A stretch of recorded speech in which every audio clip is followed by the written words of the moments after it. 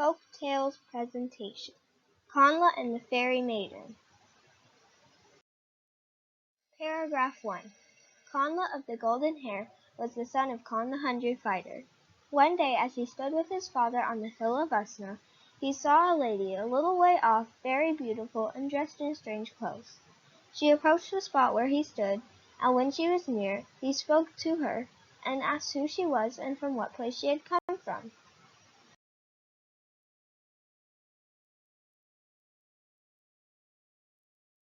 Paragraph 2. The lady said, I have come from the land of the living, a land where there is neither death or old age, or any law. We pass our time very happily in feasting and harmless amusements, and never growing old, we have no fights or arguments. Paragraphs 3 and 4. The king marveled very much, for though they heard this conversation, no one saw the lady except Connla alone. Who is this you are talking to, son? Said the king.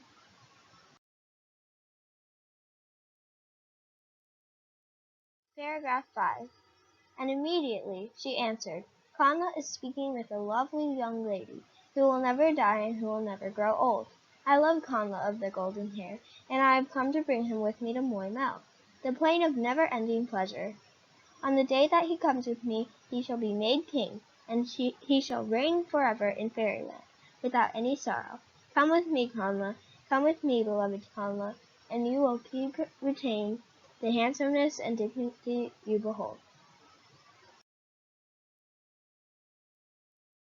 Paragraph 6. King Conn the Hundred Fighter, being much troubled, called then on his druid, Corin, to put forth his power against the witchery of the banshee. Corin of the mystic arts and of the mighty incantations, here is a contest such as I have never been engaged in since I was made king at Tara, a contest with an invisible lady who is beguiling my son to fairyland by her evil charms. Her cunning is beyond my skill, and I am not able to withstand her power. And if you, King Corin, help not, my son will be taken away from me by the wiles and witchery of a woman from the fairy hills.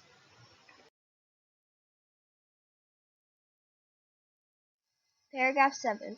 Corin the druid then came forward, and began to chant against the voice of the lady, and his power was greater than hers for that time, so that she was forced to retire. Paragraph 8. As she was going away, she threw an apple to Connla, who straightway lost sight of her, and the king and his people no longer heard her voice. Paragraph 9. The king and the prince returned with their company to the palace, and Connla remained a whole month without tasting food or drink, except the apple. And though he ate from it each day, it was never lessened, but was as whole and perfect in the end as in the beginning. Moreover, when they offered him anything else to eat or drink, he refused it. For a while he had his apple and did not deem any other food worthy to be tasted. And he began to be very moody and sorrowful, thinking of the lovely fairy maiden. Paragraph 10. At the end of the month, as Connla stood by his father's side among the nobles on the plain of Arcomin, he saw the lady approaching him from the west. And when she had come near, he addressed him in this manner. A glorious seat indeed has Connla among the wretched, short-lived mortals, awaiting the dreadful stroke of death.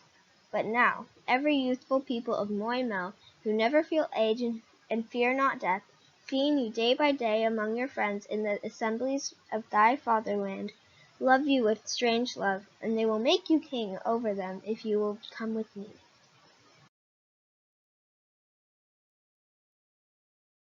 Paragraph 11.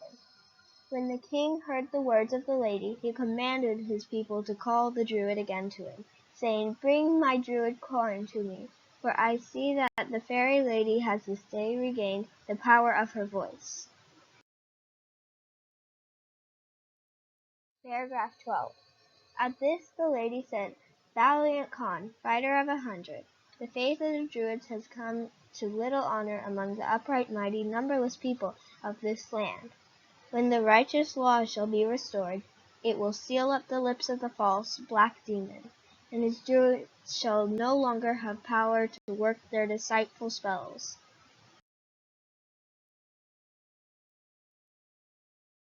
Paragraph 13. Now the king observed and marveled greatly that whenever the lady was present, his son never spoke one word to anyone, even though they addressed him many times. And when the lady had ceased to speak, the king said, Connla, my son, has your mind been moved by the words of the lady?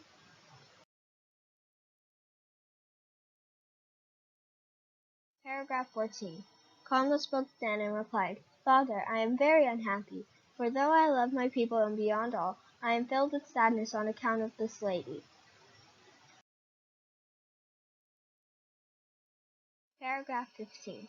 Then Connla suddenly walked away from his father's side and sprang into the curragh, the gleaming, straight gliding, strong crystal canoe. Then the king and his people saw them afar off, and dimly moving away over the bright sea and towards the sunset. They gazed sadly after him till they lost sight of the canoe over the utmost verge.